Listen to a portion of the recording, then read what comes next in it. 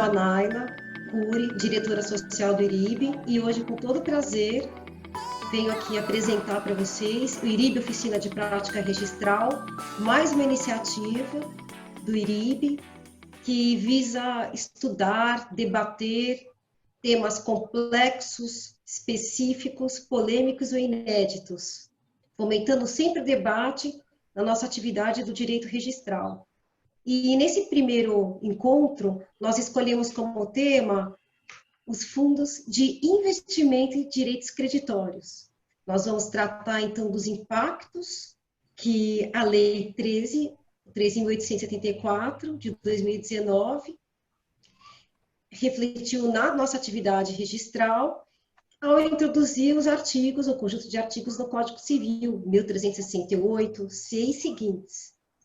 E, para fazer parte desse debate, desse estudo, dessa interpretação, nós temos dois grandes estudiosos do direito registral imobiliário, que é o Dr. Ivan Jacopete do Lago, registrador de imóveis no estado de São Paulo, e de outro, Dr. Jefferson Botega, que é registrador de imóveis no estado do Rio Grande do Sul. E, para começar esse debate, eu vou colocar uma questão, um problema que será desenvolvido, então, no decorrer desse evento. O problema é a questão seguinte: um imóvel dado em alienação fiduciária é um fundo de investimento, organizado pelo regime do artigo 1368-C do Código Civil. Consideremos o seguinte: de acordo com o Código Civil, o fundo é um condomínio de natureza especial, sem personalidade jurídica própria, que tem por finalidade a aplicação de ativos financeiros, bens e direitos de qualquer natureza. Ele, o fundo, não tem personalidade jurídica própria, como o próprio Código Civil fala, ente despersonalizado. Ele tem capacidade postulatória, mas não pode adquirir bens imóveis. A questão é, a previsão de que possa ocorrer a decretação de insolvência desse fundo de investimento, que está no Código Civil, pode sugerir que não há personalização do fundo de investimento, confirmando que ele não pode adquirir bens e direitos como tal? Como fica a alienação fiduciária a favor do fundo? Eu começo fazendo essa pergunta ao doutor Ivan. Cumprimento você em primeiro lugar, Sérgio Jacomino, presidente do IRIB, meu companheiro aqui de debate, Jefferson, também o Fábio Fusaro, que está nos acompanhando aqui na técnica, como o pessoal diz. Muito bem, para chegar na resposta dessa pergunta, que na verdade é o miolo do nosso debate hoje, quer dizer, o grande objetivo do nosso evento é exatamente responder esta questão. É bom a gente fazendo uma introdução só para recapitular o que é o fundo de investimento e por que esse problema se coloca, né? O fundo de investimento, em linhas muito gerais, a ideia dele é a de ser um mecanismo de investimento coletivo com o objetivo de diversificação e gestão de riscos. Quer dizer, ao invés de uma pessoa sozinha investir num certo tipo de ativo, seja ele um bem imóvel, seja um crédito, sejam ações de companhia, seja lá o que for, não é? O que se faz é agregar um monte de gente investindo junta em um monte desses ativos juntos também. Então, se por um lado algum desses ativos sozinho pode ser arriscado, à medida em que eu coloco muitos ativos juntos, eu, de certa maneira, pulverizo o risco, né? Não só nos próprios ativos, mas também entre os tomadores, entre os aplicadores, na verdade, dos investidores, em linhas gerais, porque eles então vão dividir em cotas aí os benefícios e eventuais prejuízos desta aplicação. Então, eu possibilito investimentos, quer dizer, é o mesmo mecanismo aí, em essência, da sociedade anônima, quer dizer, eu posso permitir um investimento em escala para pessoas que sozinhas não teriam aí recursos suficientes para adquirir um bem inteiro, e ao mesmo tempo eu pulverizo o risco pela quantidade de ativos envolvida, né? Nós temos isso no nosso direito, ainda que não regulamentado em lei, já aí desde muito tempo, né? Mesmo antes da lei que tratou dos fundos de investimento imobiliários, que, na verdade, são a única modalidade de fundo de investimento que tem disciplina legal específica, né? Nós já tínhamos aí instruções da CVM tratando de características gerais destes fundos, requisitos, etc., né? E não deixa até de ser curioso, porque se, como ao que parece, aí foi o entendimento que prevaleceu, nós temos um condomínio, quer dizer, nós teríamos aí a CVM disciplinando uma modalidade de direito real, ainda que sobre bens móveis, não é? Então, para a gente ter uma ideia de como isso vem disciplinado pela CVM, de maneira geral, o conceito que as várias instruções a respeito disso que foram se sucedendo no tempo, e há muitas, né? Definia o fundo era como uma comunhão de recursos constituída sob a forma de condomínio destinado à aplicação em ativos, né? Ativos aí de várias naturezas. Então, está sempre presente a ideia de comunhão de recursos. Agora, o que é isso daí juridicamente? Qual que é a natureza jurídica dessa comunhão de recursos, né? E assim, e há várias tentativas de explicação, várias teorias, e o traço comum, né, que a gente percebe em todas elas, é de se enxergar o fundo como se fosse uma camada intermediária entre o investidor e o ativo, ou então uma membrana intermediária entre o investidor e o ativo. Quer dizer, o investidor, ele não é um titular de direitos sobre os próprios ativos especificamente. Ele tem direitos sobre o fundo, que por sua vez tem direitos sobre os ativos, né? Então, imagina um fundo de investimento imobiliário, né? O investidor, ele não é dono de imóvel nenhum, ele não tem direito real sobre nenhum dos imóveis. O que ele tem é um direito contra o fundo. A própria lei que trata dos FIIs fala muito claramente que o titular das cotas não tem direito sobre os bens imóveis que estão ali. Da mesma maneira nas outras modalidades de fundos aí, né? Então, várias teorias. Quer dizer, então o que seria isso aí? Seria um condomínio? Quer dizer, isso explica adequadamente? Bom, a rigor, né? O condomínio tem uma situação na qual a coisa é de titularidade dos condôminos. No caso dos fundos, as coisas, os ativos, parece que não são bem assim. Então, se for um condomínio, é um condomínio muito especial, quer dizer, é uma coisa muito diferente. Outra tentativa de explicação também que se teve no Brasil e no exterior, a ideia de uma comunhão não condominial, quer dizer, tem um gênero que é a comunhão, o condomínio é uma espécie de comunhão, mas nós temos outras possibilidades, e é uma comunhão, sim, uma comunhão de recursos, mas que não segue as regras gerais do condomínio, né? É alguma outra coisa, né? Outra explicação, o fundo de investimento seria uma propriedade em mão comum, aquele condomínio do direito alemão, quer dizer, tal como nós temos mais ou menos de forma semelhante a nossa comunhão aqui matrimonial, quer dizer, então eu tenho lá um patrimônio, as pessoas participam dele de certa forma, mas não é um condomínio no sentido de que cada um tem o poder sobre uma cota específica, não, todos têm poder sobre tudo e há relações disciplinadas entre eles e a comunhão, etc. Também tentou se explicar como uma propriedade fiduciária, quer dizer, eu vou ter uma entidade administradora que tem a propriedade daqueles bens, né? Não obstante uma propriedade muito condicionada, porque é uma propriedade fiduciária não com um escopo de garantia, mas sim com um escopo de administração, geração de benefícios aos condôminos, etc., né? Ou ainda também, finalmente, com uma natureza de sociedade, quer dizer, então seria efetivamente uma sociedade de condôminos, né? Com um intento comum, uma comunhão de objetivos, então adquiriria aqueles ativos ali, né? Para satisfazer os seus fins aí de investimento, de rendimentos, etc., né? Tradicionalmente, aqui no Brasil, havia aí gente na doutrina que entendia que era uma sociedade, outros que era um condomínio. Ao que parece, acabou prevalecendo nessa lei de liberdade econômica, que introduziu os artigos 1368 seguintes no Código Civil, a ideia de que é um condomínio. Mas, ao que parece, também mais ou menos, porque é um condomínio tão sui generis que as regras do condomínio não se aplicam a eles, quer dizer, então, de que adianta dizer que é um condomínio se as regras do condomínio não são aplicáveis? Então, aparentemente é uma outra coisa, né? Agora, o que me parece aí, agora a gente já estou avançando nas questões, que não há muita dúvida é que, de fato, não há personalidade jurídica. Me parece que, quanto a isso aí, não há dúvidas de que, efetivamente, não é um ente personalizado. Pode ser um ente despersonalizado, mas personalidade jurídica não tem, o que certamente tem que repercutir no regime jurídico desta entidade aí, seja ela qual for, né? Só para finalizar essa parte introdutória, depois já passar a palavra para o Jefferson, né? Eu acho muito interessante a gente observar que esta comunhão de recursos, né, este nível aí de comunhão, ele se dá sobre os recursos que são investidos e não sobre os ativos que são adquiridos por esses recursos. Quer dizer, se for um condomínio, eles não são condôminos dos bens. Eles são condôminos dos recursos aplicados para a aquisição desses bens e outros ativos, né? Pelo que, novamente, me parece que a ideia aí, que se tenta explicar por essas várias teorias, é como que este fundo pode ser essa camada intermediária, ou essa membrana intermediária entre os investidores e os ativos nos quais o investimento é feito, né?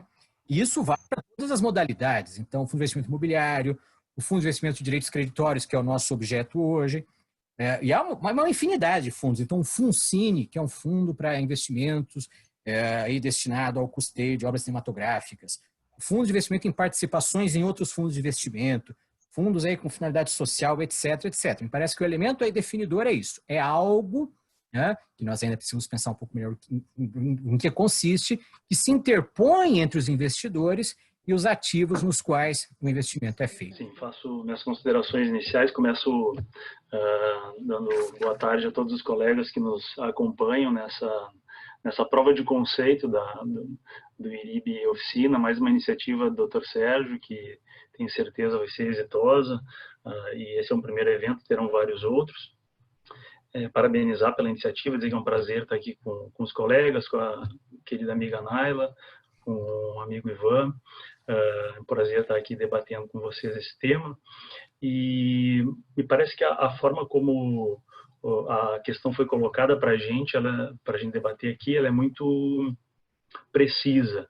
Então, a chamada do evento falava em discutir os problemas exegéticos do artigo 1368-C do Código Civil, o que remete à ideia de o direito como uma atividade interpretativa. Então, depois do Ivan fazer toda o delineamento do problema e tratar, inclusive, das questões que envolvem as características dos fundos, não vou repetir o que ele falou por óbvio, vou falar aqui de uma matriz teórica que eu utilizei para enfrentar os problemas que nos foram colocados para responder. Então, a ideia é que responder alguns questionamentos, o Ivan responderá uns e outros, se debatermos.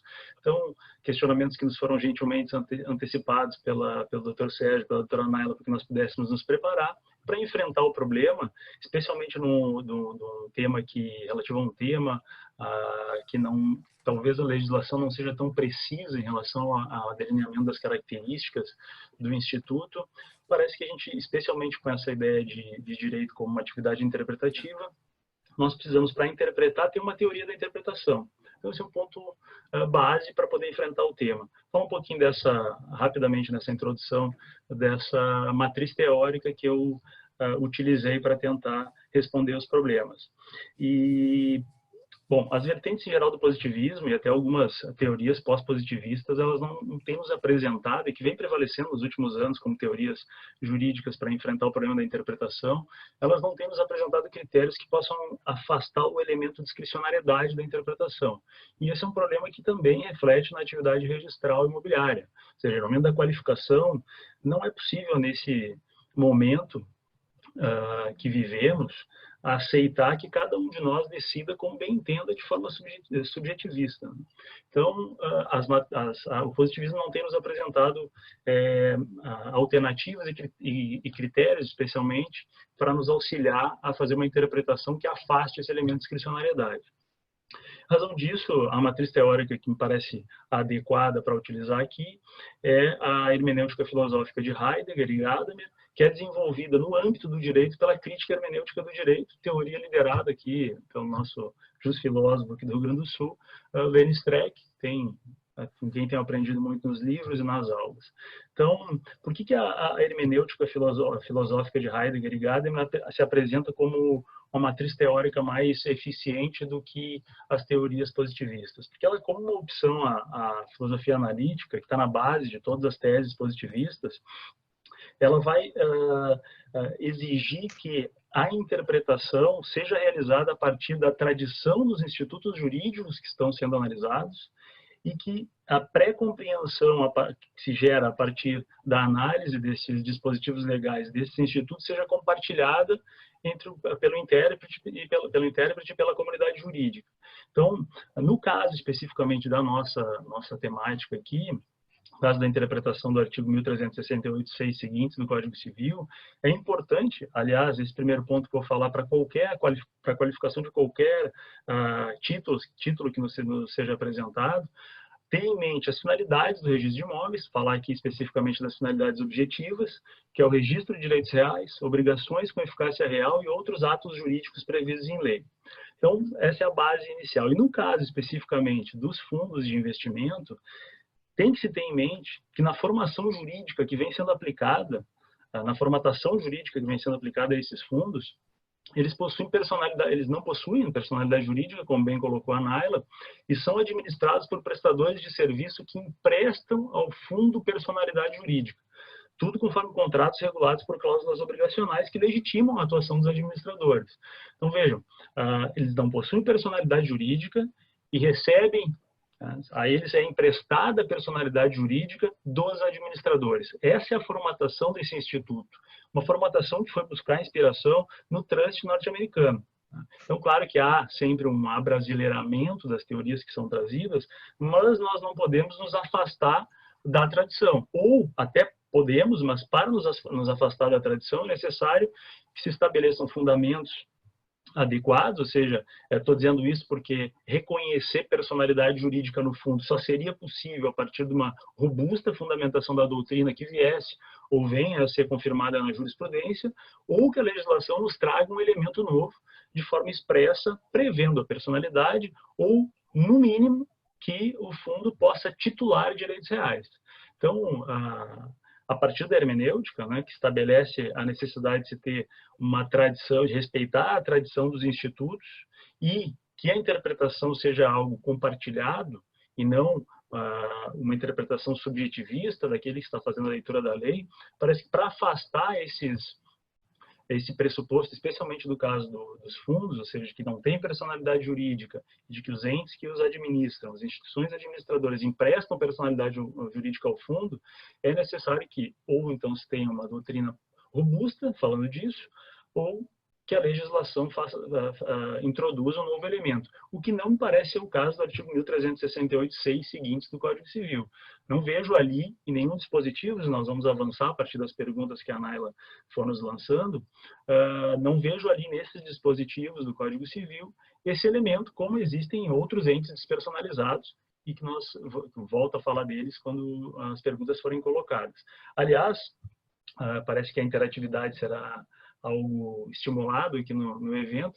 Já coloco a questão, se algum colega quiser apresentar a resposta, né, qual o dispositivo do Código Civil, especialmente do 1368(6) seguintes, que prevê a personalidade jurídica ao fundo, ou, mesmo na condição de ente personalizado, permita que o fundo titule direitos relativos a bens imóveis. Muito bem, doutor Jefferson, doutor Ivan, excelente essa primeira parte do debate, e eu quero aproveitar, doutor Jefferson, nessa questão que o senhor colocou também da interpretação, vamos falar um pouquinho dessa aplicação, da aplicação da norma. O Código Civil diz que compete à Comissão de Valores Mobiliários disciplinar o regime do fundo de investimento. Essa disposição do Código Civil, na opinião do senhor, tem uma aplicação imediata? Se trata de uma norma de eficácia contida, condicional? Qual o alcance? E mais, é um requisito indispensável para o registro? Essa disciplina do regime pela comissão? Uhum. Bom, primeiro, não me parece ser requisito indispensável que haja essa disciplina, porque essa disciplina, mesmo que exista, eu vou até já adiantar, ela parece que existe, né? Já falo disso, mas mesmo que ela não exista ou venha a existir, ela não pode inovar em relação ao regime jurídico. Ela não poderia vir, por exemplo, um regulamento, uma instrução da CVM, reconhecendo personalidade jurídica ao fundo. Parece que isso, para que isso ocorra, é necessário lei. Então, não parece ser um requisito indispensável para o registro, primeiro, em razão disso, segundo, que nós temos um regime jurídico previsto no Código Civil hoje, artigo 1368(6) seguintes, que repito, né, vou repetir várias vezes durante aqui o debate, devem ser interpretados à luz da estrutura jurídica dos fundos, que os fundos possuem, né? Bom, com relação a se existe ou não, parece, né, eu fiz uma pesquisa ainda não completa, mas enfim, parece que a CVM editou a Instrução Normativa 615 depois da edição da entrada em vigor dos novos dispositivos ali do Código Civil, que foram introduzidos pela Lei de Liberdade Econômica, fazendo alguns ajustes nas instruções normativas que já existiam a respeito de fundos de investimento. Tá? Então, uma das coisas, por exemplo, que a Instrução Normativa 615, a Instrução 615 trouxe e inovou em relação às instruções que já existiam, é a retirada da obrigatoriedade do registro em registro de títulos e documentos do regulamento do fundo para que ele seja registrado pela Comissão de Valores Mobiliários. Bom, isso é uma inovação também do Código Civil, dos artigos 1368 e 6 seguintes. Se, após o Código, a comissão edita essa resolução para já tirar essa obrigatoriedade, me parece que o ajuste que ela achou que precisava fazer nas instruções já ocorreram. Então, parece que, primeiro, existe a instrução, especialmente corrigida já ou ajustada a partir dos novos dispositivos do Código, mas mesmo que essa, então, não seja suficiente, imaginemos que talvez precise de uma outra, não parece que seja um pré-requisito para o registro, porque não poderia inovar em relação ao regime jurídico, no que se refere àquilo que nos interessa. E esse é um outro ponto que talvez tenha passado bem rápido na introdução. A análise que nós estamos fazendo aqui dos dispositivos do Código é uma análise voltada ao registro de um direito real relativo a transacionado no âmbito dos fundos, né? Então, sempre tem que ter isso em mente também. Sobre esse ponto, parece que esse dispositivo do Código Civil, ele teve também por objetivo solucionar uma controvérsia que vinha já desde antes, acerca da própria legalidade dessas instruções da CVM, acerca dos fundos, porque havia disposições a respeito, por exemplo, de responsabilidade, quer dizer, solidariedade, uma série de questões que, em princípio, aí demandariam lei para prever. Quer dizer, nada, eu estava disciplinando uma modalidade de direito real, ainda que sobre bens móveis, por instrução da CVM. Então, eu acho que aí vem uma delegação num poder regulamentar para a CVM, que não apenas legitima aquilo que já vinha de trás, como também permite aí que essa regulamentação prossiga naquilo que tem de específico. Agora, como regulamento que concordo plenamente que isso não poderia ir contra o próprio regime estatuído pelo Código, quer dizer, não poderia haver aí a previsão de que, então, tem personalidade jurídica, não obstante, eu acho que é possível a atribuição pela CVM de uma capacidade de gozo ad hoc para situações específicas, como já acontecia no passado, quer dizer, então, nessas muitas instruções aí, havia, por exemplo, a atribuição de capacidade de gozo para manutenção pelo fundo de contas bancárias em seu nome, quer dizer, não era pessoa jurídica, mas ele poderia titular uma conta corrente em seu próprio nome. Me parece que isso não vai contra o regime do Código, quer dizer, a CVM poderia estabelecer mais hipóteses ad hoc de capacidade de gozo a despeito da inexistência de personalidade jurídica. Agora, não poderia ir além disso, quer dizer, não poderia estabelecer, olha, então ele tem sim personalidade jurídica, vai ser regras de sociedade simples, como empresarial, aí não, isso aí ultrapassaria o poder regulamentar que a CVM recebeu do Código Civil.